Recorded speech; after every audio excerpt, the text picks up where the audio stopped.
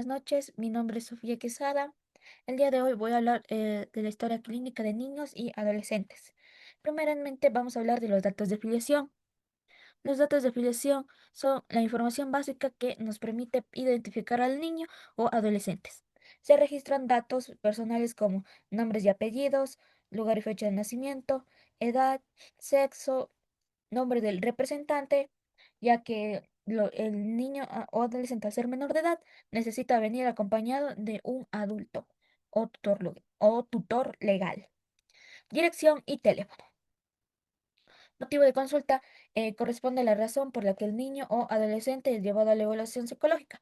Generalmente es expresado por los padres, maestros o el propio menor. Podemos poner de ejemplo un adolescente de 14 años que está presentando dificultades para concentrarse en clases y bajo rendimiento académico. Muy bien, ¿qué es el esquema familiar? El esquema familiar permite conocer quiénes forman parte de la familia y con quién vive el niño o adolescente. También ayuda a identificar los roles de cada integrante. Por ejemplo, un adolescente que vive con su madre y dos hermanos menores, o un niño que vive únicamente con sus abuelos. Aquí, como podemos ver, se coloca el nombre de la madre, cuál es la relación, que es obviamente la madre, edad 40, estado civil, soltera, instrucción, quiero decir el nivel de escolaridad que tiene. En este caso sería bachillerato, ocupación ama de casa y el lugar sería el lugar en donde trabaja. En este caso sería la casa. Pero bueno, ya. Ahora vamos con el genograma familiar. Es la representación gráfica de la familia que incluye en varias generaciones. La interpretación permite identificar relaciones cercanas, conflictos, separaciones, enfermedades hereditarias o situaciones importantes. Por ejemplo, un adolescente que se lleva muy bien con su abuelita por parte de la mamá, pero se lleva muy mal con el papá, tiene una relación muy tensa con el papá. Muy bien, antecedentes familiares. En este apartado se recopila información sobre enfermedades físicas, psicológicas presentes en la familia, tanto por parte de la madre como del padre. Esto permite identificar posibles factores de riesgo, por ejemplo, ansiedad, depresión, trastornos de déficit de atención e hiperactividad, consumo de drogas, enfermedades crónicas como diabetes o hipertensión. Aquí, cómo se llevan en la familia. Si en caso de que la madre haya tenido un aborto, ya sea inducido o natural. ¿Cuánto tiempo pasó desde el último aborto? Bueno, de los abortos, de los posibles abortos que pudo haber tenido al, em, al tiempo que logró embarazarse del paciente. Por ejemplo, el último aborto que tuvo fue hace 4 años. Entonces aquí se pone tiempo 4 años hasta que se volvió a embarazar. ¿Cuál es la actitud de la familia frente al niño? Y si existe una ausencia de los padres. Oye, vamos con la anamnesis personal. La anamnesis personal recoge información sobre la historia del desarrollo del niño o del adolescente antes de su nacimiento hasta la actualidad. Permite conocer aspectos importantes que pueden influir en su desarrollo emocional. En el periodo prenatal corresponde al embarazo de la madre. Se investiga si el embarazo fue planificado, deseado o si hubo amenaza de aborto. En caso de que la madre haya tenido em, haya deseado tener un hijo y tuvo que iniciar un tratamiento, se le tiene que poner. Si tuvo los síntomas típicos del embarazo, como náuseas o apetitos, cuál fue su alimentación, si hubo control médico durante el embarazo. En hablar sobre ahora en el periodo natal se refiere al momento del nacimiento. Se consideran aspectos como el tipo de parto. Perdón. Ahora vamos con el periodo natal. Sería que es el momento del nacimiento. Se consideran aspectos importantes como si fue un parto a término, prematuro o postmaduro. El tipo de labor de parto, si fue natural, inducido o por cesárea. Es importante considerar la posición del nacimiento del niño, si se utilizó, en caso de que haya sido parto natural, preguntar si hubo utilización de instrumentos como los forceps.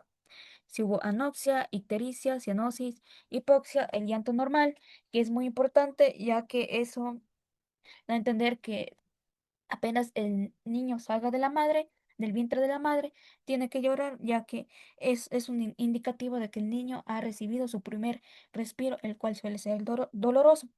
El color de la piel, hay niños que nacen como azuelitos, como color morado o blancos. Si estuvo un tiempo en la incubadora, si recibió fototerapia, cuál fue el peso, la talla, el perímetro cefálico, la prueba Apgar, el tipo de sangre, tanto del padre como de la madre, y si tuvo cuidados especiales.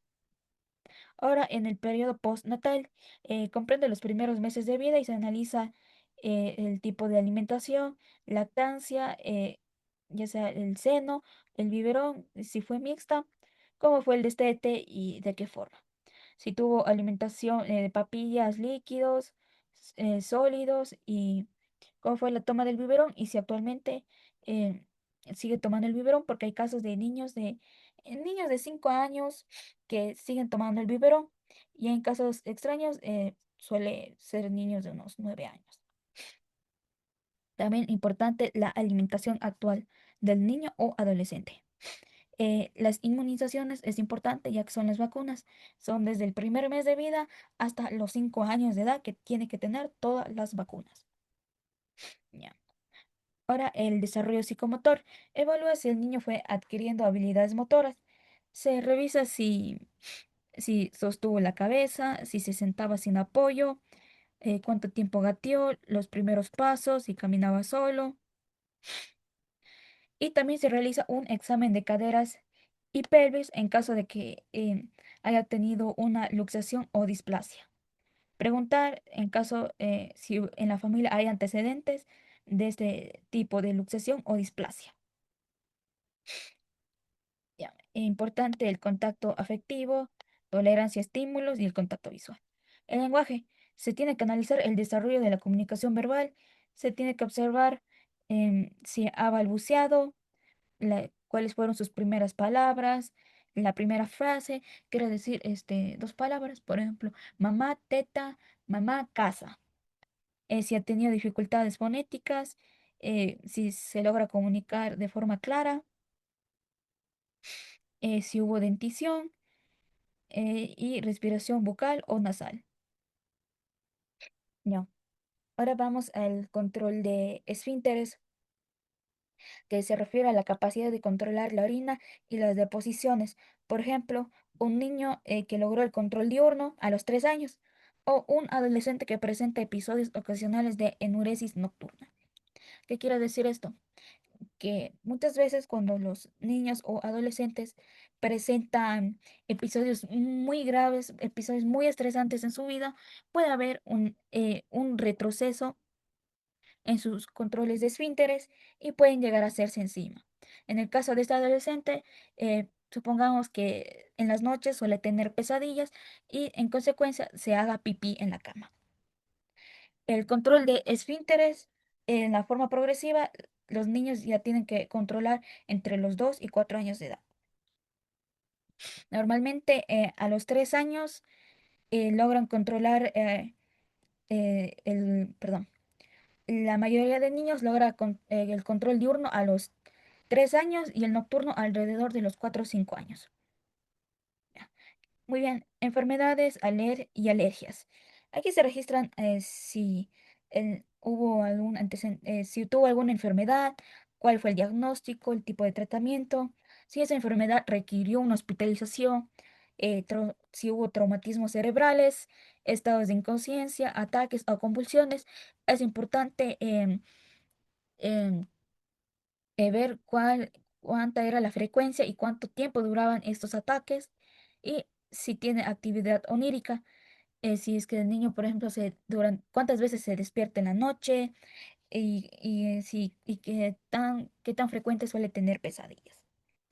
En el comportamiento, aquí se permite conocer cómo se comporta el niño o el adolescente en diferentes contextos. Por ejemplo, si ver si el niño es sociable, tímido, agresivo, si presenta dificultades para controlar sus emociones y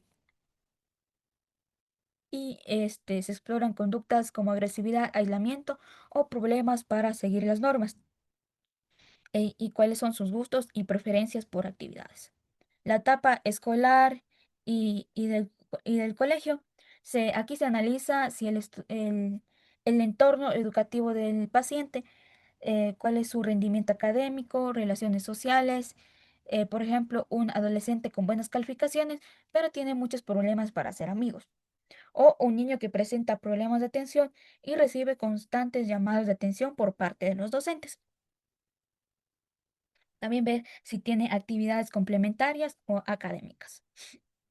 En la parte de aquí, aquí es en las adolescentes, preguntar si ya tuvo la menarquía. ¿Qué es la menarquía? Es la primera menstruación. ¿Cuál fue su reacción, la percepción y fuente de información?